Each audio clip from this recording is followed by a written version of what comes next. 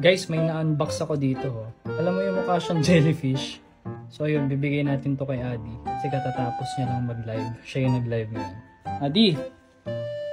Sakit ulo yan.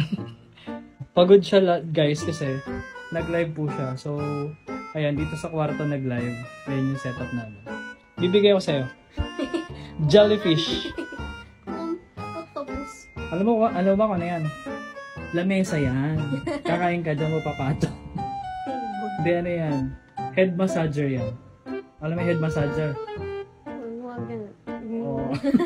Sige na. Para ma-relax ka, sarap na upo mo dyan. Ayan. Tama ba yung ginagawa?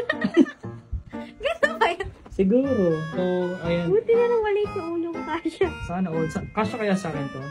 So ito guys, ilalong press nyo na para bumukas. Tapos pag bumukas na siya, pindot-pindot lang para mabago yung mold.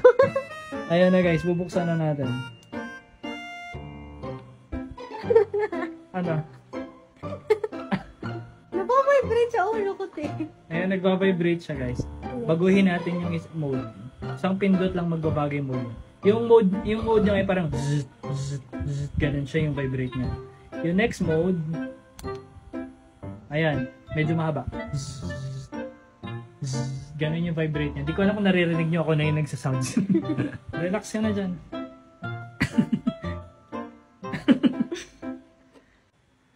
Sarap. Alam yung pinag-experimentuhan ng mga scientists.